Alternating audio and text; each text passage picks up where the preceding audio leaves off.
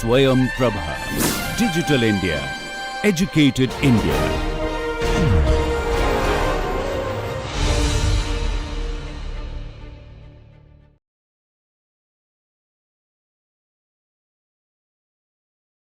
Alright, so when we start, so next class we will make sure that we have some understanding on Wi-Fi. Start with linear harvesters. Linear calling it a little bit challenging because the dynamics is challenging, a little bit more involved. So we start with linear harvesters. We'll learn a little bit more on linear harvesters today and tomorrow. I'm going to give you an introduction to linear harvesters, and I'm going to show you how to model a linear energy harvester which is electromagnetic and a linear piezoelectric beam energy harvester. Both we are going to model today. And I would like to have your help in modeling it. Okay. So you have to also do something on this.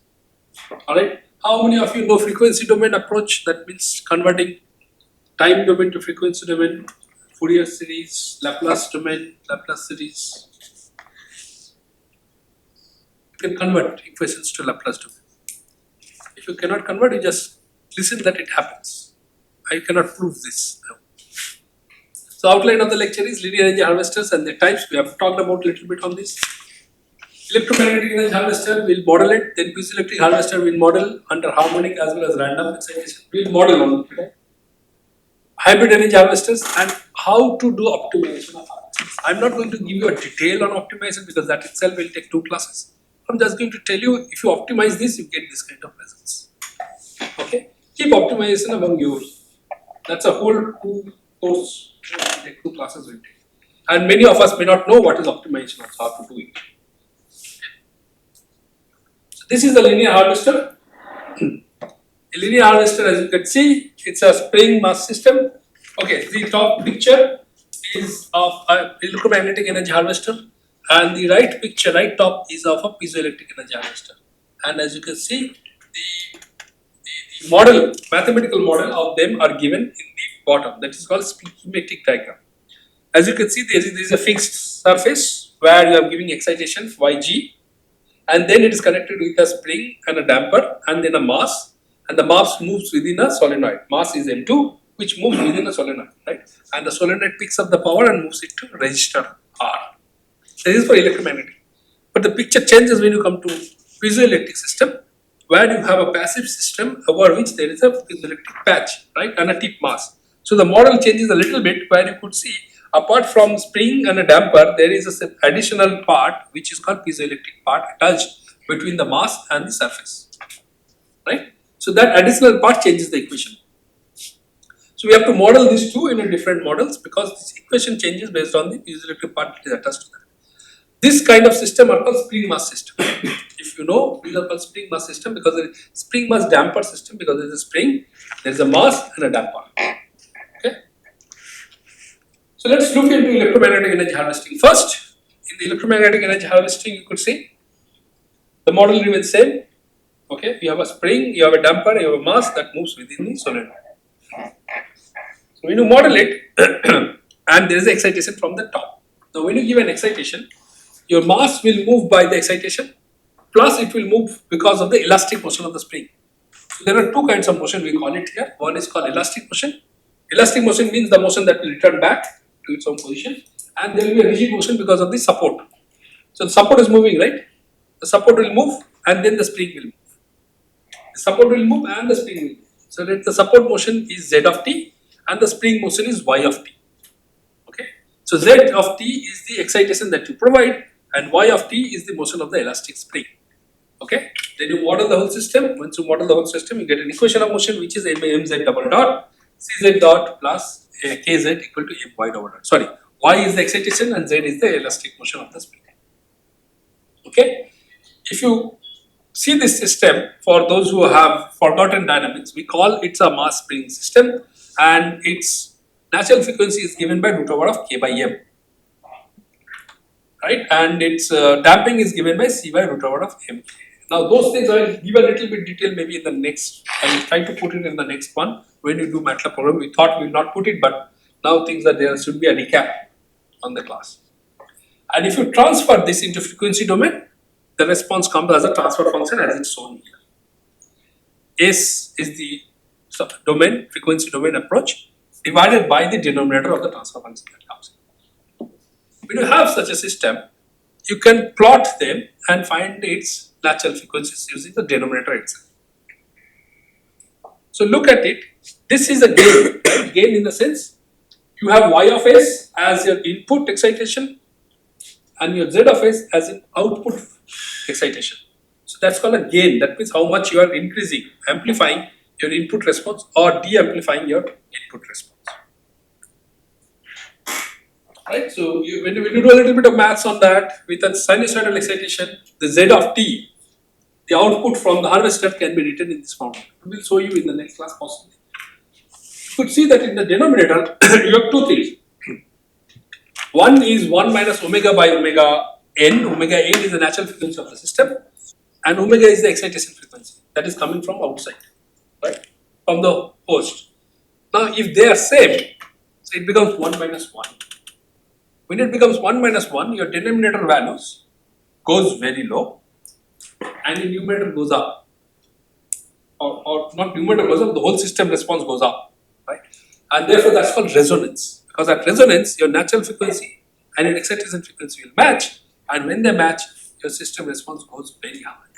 And that's why at resonance, you get high power output, response output. Power harvesting, on the other hand, is given by the same thing. Just you have to make a square of it. So P, as you said, P is B into dz by dt whole square. So it depends on the velocity of the system, not on the displacement of the system. And if you do that, you could see that it is a function of excitation frequency Q as well as the normalized natural frequency, normalized excitation frequency Q, and also on Y, that means the displacement. Denominator also shows you that at resonance, omega by omega 1, omega n equal to 1, it will provide you high power output. So at maximum power output, when is omega is equal to omega n, your power output is n y square omega n cube by 4 zeta. So you increase damping, your power goes down. You go high frequency, your power goes up. Okay, so that's what your power source is. Total damping. Total damping, yes. So what happens when you have a system attached to an electromagnetic system? You will have a system damping, but there can be electrical damping also. So there can be power leakage in the electrical part. So that damping, this damping is called the total damping. This is the curve when you plot it in MATLAB. We'll plot it today. This is what you see. So at resonance, when your omega by omega n is equal to 1, anyway, when omega by omega 1 is equal to 1, omega by omega r is equal to 1, your power output is maximum. And it decreases, as we said, as you go out of it. And there is this damping also is given, 250 and 10. At lower damping, you will have higher power output. So equation of motion of electromagnetic harvester with the voltage part attached to it. Previously, what you have seen without voltage. Now, if you have voltage part attached to it, this is how it looks like. So, V electrical output, electromagnetic output is a function of your voltage, velocity, not a function of your displacement. And theta EM is the coupling factor that couples your electromagnetic part with the mechanical part. So, your third equation is what you get as when you do normalization with respect to second equation. That means you are dividing with omega everywhere. Okay, right? So, excitation omega n, natural frequency omega n, you divide it and you get this. And that is the curve we have got. We have shown this curve also, which shows that you get peak power only at resonance. No else. Linear harvester is only this. Your peak power is only at resonance. Any question on electromagnetic? That's all. Electromagnetic, nothing else. Yeah. Sir, the third equation, can you explain that equation? Third equation? Non-dimensional form. Yes. So what happens? You have this omega square, no, minus omega square, small omega. You divide it with omega n, natural frequency of the system. So it becomes capital omega. That is what has been done. You see now? Look at it carefully. Everywhere it is same.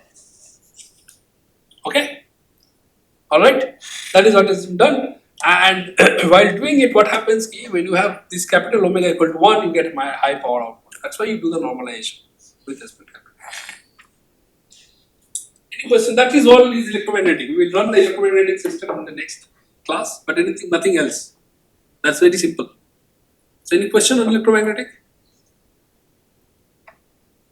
No question.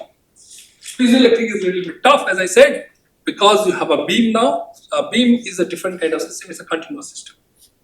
Continuous means it is driven by a partial differential equation of motion, not an ordinary differential equation of motion as in the electromagnetic case. So your equation becomes a little bit tougher, and the tougher is like this. So this is the beam equation. You can see that it's a partial derivative with respect to fourth order partial derivative with respect to the space x, and then you have a time derivative. Okay, there is damping into it. There is inertia. The third term is the inertia term, rho a into d square u by dt square, where u is the motion of the beam at every point x and t. So this is a little bit complicated equation, but if you have done beam theory, if you have read beam theory in aerospace or mechanical, you could see you can relate it. The fourth order EI fourth order derivative is equal to force, and those internal terms comes because of the dynamics of the system, because of the strain. The second term is the strain rate, and the fourth term is the damping due to aerodynamics. That means aerodynamic damping of the system because of the environment damping. So this is the whole equation. You could see that's the fourth order equation in space and second order equation in time. Okay, and it's not an easy equation to solve in MATLAB quickly. So what we do, either you use software, finite element software to solve it, or you can reduce it. So what we do is we reduce it to solve it in MATLAB. We reduce it to first order. You can do it to first and second order, in the sense first mode and second mode. So a beam will have different modes. We'll show in the next class. So you have to use the boundary conditions to reduce them to. Let's say that we want to do a reduction into it. So we want to make it ordinary differential equations. So you have to use the boundary conditions. Let's say we have a cantilever beam. What kind of beam is this? This is a cantilever beam. One side is fixed, the other side is free. So it's a fixed free system. So we can use this kind of boundary conditions to it.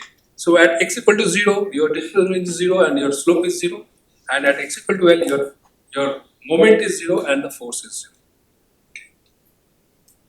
So there are a lot of things here. It's a fourth order differential equation. As I said, there is a strain rate dependent damping into it, there is a velocity dependent damping into it, and there are the boundary conditions that are related.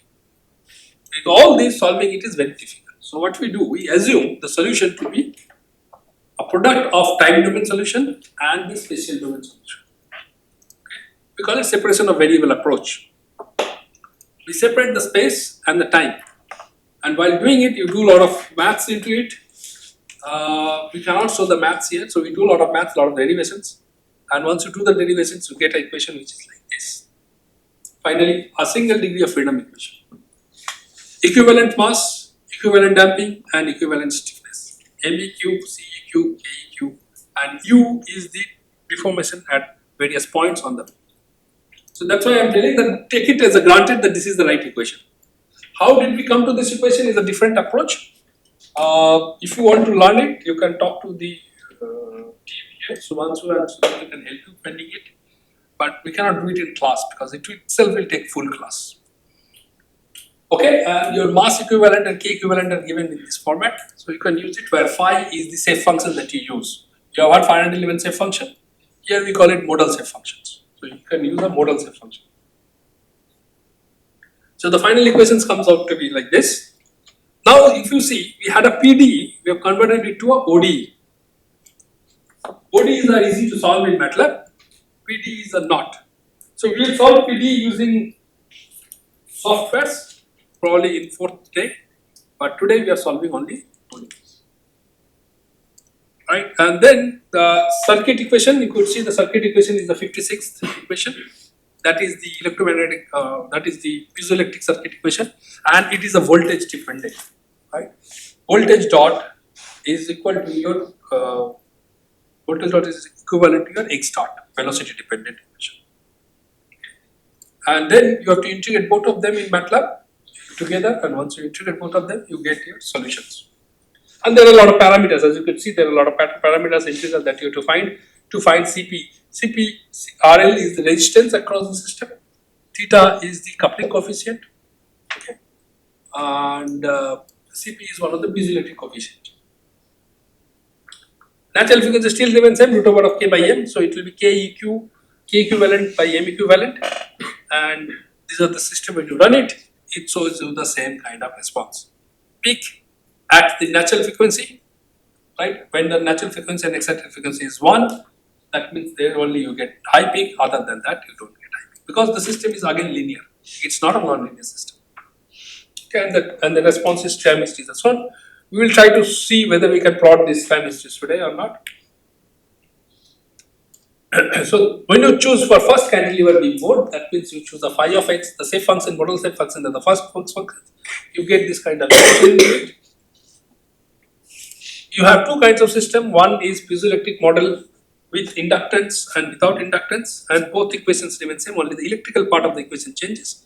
You can see the second equation has changed, where one of them is 1 by L, which is inductance based equation. Okay, and rest of the parameters are given at the bottom. And the paper from which it has been taken is also cited. You can go and look into the paper that has the full derivation of these equations. It was by Etrach, if I remember correctly. Right, so these are our equations in time domain to frequency domain. So we are converting them to frequency domain, and we have displacement and voltage. After doing some maths, get as this. And then from this voltage, you just square the voltage, divide by RL, you get the power. And the power is in non-dimensional form means power, input power, your output power by input power. Okay, that you did, you get something like that. And the denominator is a big expression as shown in the bottom. So now you could see it's a very complicated system. It's not so simple system, but still it's a linear system. So it still can be optimized. We are saying that the output power or input power, that section, should be always less than 1. Yes, of course. We are getting source from vibration. Right. It will be much lesser than 1. It will be around 0.2, 0.3, 20%, maximum 30%. It will always be less. Because a lot of power will be lost in damping, a lot of power will be lost in electrical part of it. Your electromagnetic coefficient, that is the theta, right? We call it theta electromagnetic coefficient. Electromechanical coefficient, what it does is it gives you the parameter that will convert mechanical energy to electrical energy. Right? And that parameter is not 100%. Okay, so that parameter drives how much energy will be converted to your electrical energy. And then there is dynamics, of course, into it. So it will not also be exactly that, it will come down. Around 20%. 20% to 30% maximum. So what you do, you attach multiple of them. So then you can go up. Okay, and in matrix format you write it like this, and then once you get the matrix format, you can solve it. And the point is, when you solve this, you get the equation, but how do you optimize it? So these are all non-dimensional electromechanical coupling coefficient. Theta is the electromechanical coupling, and kappa square is non-dimensional part of it. Alpha is the time constant, that means how fast it responds to your input, input energy, and omega is the non-dimensional frequency. So this is the final expression that you solve in MATLAB. Okay? And that's the power output that you get from the system. Since it's a linear equation system, we can get the power expression in exact analytical format. But the question remains, there are so many electrical parameters, 3 of them, and there are so many mechanical parameters, 3 of them. How do we optimize? Right? The question remains how to optimize the system so that your power output goes up. So one is you have to reduce B, right? You have to increase omega, kappa, beta, alpha. Now kappa we cannot go because it's a system parameter. Whatever material you are using, if you get a better material, your kappa will go up. But if you don't have a better material, your kappa will not go up. Right? If you have same material, it doesn't change. Beta is the inductance based, that is also a metal parameter. Alpha is the time constant, that depends on the natural frequency of the system. So you can play with that. And B is this. We have said, right, this is B that you have here, delta. Right? Delta square is, I think, B, and that's a very big expression. So you have to optimize that part, reduce it to get your maximum power. Okay. How do you do it? So if let's say that we want to analyze first in harmonic response. That means your input excitation is the harmonic excitation. right? You have given into a system where there is a sine excitation is going on, sine or cos, right? So, for example, machine foundation. So your output will be something like this. Very nice looking circular outputs. We will show you in the next class. Very nice looking circular outputs. The power, as you could see, frequency, power versus peak, base displacement. Very nice looking U curves. You will get like this because these are all linear. But under random excitation, things change. When you look into expectations of the power, you don't look into the power, you look into expectation of the power, over which there will be a noise. And these are the curves that you get, mean power versus damping versus alpha, and that is mean power versus damping versus alpha in both cases. And this slide we have shown already that if you have uncertainty into the system, your power falls very rapidly. Okay, you see that? At 100%, your power is almost 100% at zero as standard deviation, but as your standard deviation goes up, your power, mean power falls very, very fast.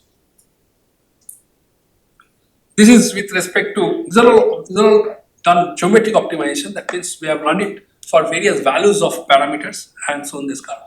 So here also you see the optimal time, non-dimensional time constant. That means alpha. We said the time constant we can change, and the curve for natural frequency and standard deviation. So you could see that there is only a natural frequency, a linear system gives you high power.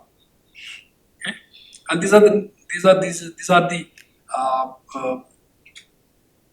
what do you call equations, approximate equations or expressions that we give for it. Similarly, for non-dimensional coupling coefficient, which is the bottom figure, you could see there is a point where it is low and then it goes up. So you always have an optimal point available with you, which you can optimize. And you have to look for that optimal point when you do this analysis, right? We have given some expressions, but these expressions are only for this cantilever beam. If you change the cantilever beam, you change something else, all these equations have to change and you have to redo these equations. Okay, this is for only a cantilever beam. Okay, so what we have done for top 5,000 samples we have run and got these parameters, right? And then from that we found out what parameters will be optimal.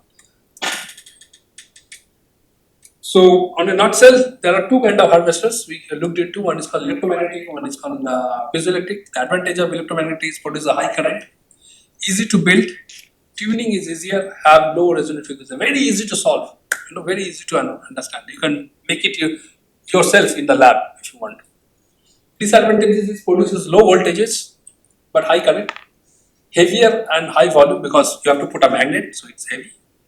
Many mechanical attachments and moving mass, so they can detach easily and your system can fail. Whereas piezoelectric harvesters have advantages of high voltage output, needs expertise to build, tuning is complex, as we see the equations, it's very complex equations, and have high power, higher resonance.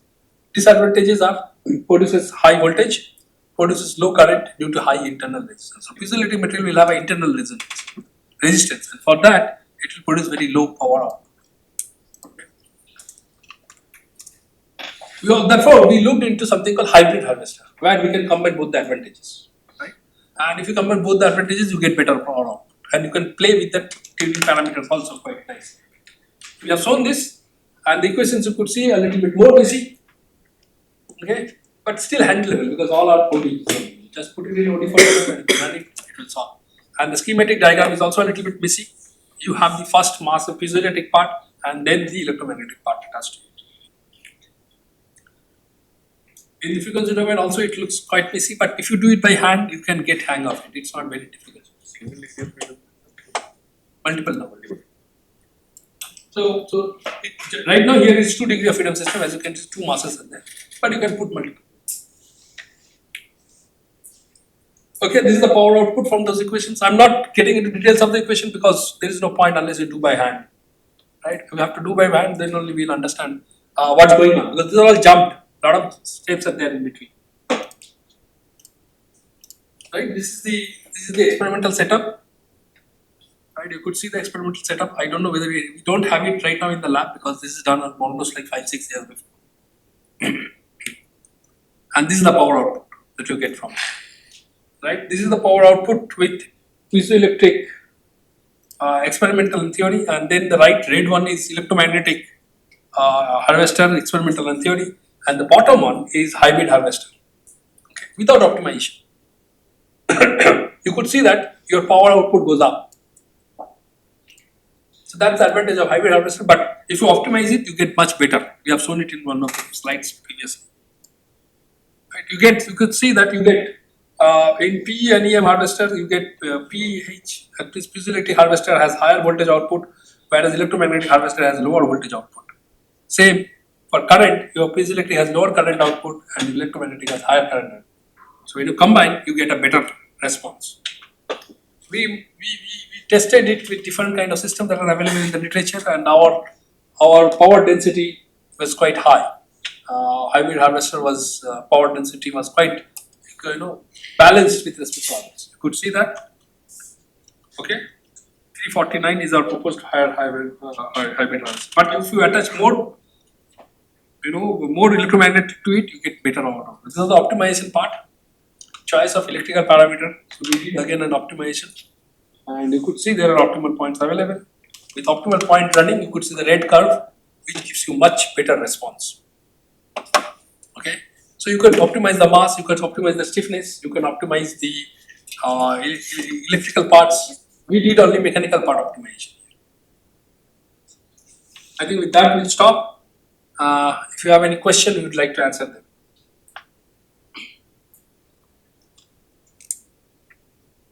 So the objective of this was to tell you that linear and electromagnetic harvesters are very easy to understand, but they have a problem that they are heavy because you have to have a mass attached to a spring.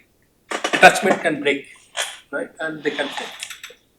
Piezoelectrics are much easier in making, in the sense that they are more robust but very complex to tune. Tuning is very important because linear harvester has to be tuned, and that's what you have to learn how to do it. So you have to either optimize it or use those equations that are available, tune them so that you can solve them. Optimization is very important because otherwise you don't get higher power output, and already you are getting power output in milliwatts or microwatts. You have to convert it to higher level, and therefore optimization has to be done. We have shown that when you combine various kind of harvesters, it gives you better output because you have much better optimization and work on that. That is what hybrid harvester is. So I understand that these maths are very difficult to understand, but you can take these slides, read it, and do it yourself.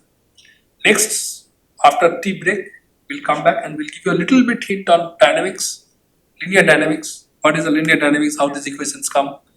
We cannot go into continuous system. If you need continuous system, you can let us know. We will, one of the tutorial slot, we can present continuous system. But today we are going to do only ODEs, that means ordinary differential equations. And then so once we'll teach you how to do MATLAB coding on that, and we'll show you some MATLAB runs for linear as well as nonlinear systems. Okay.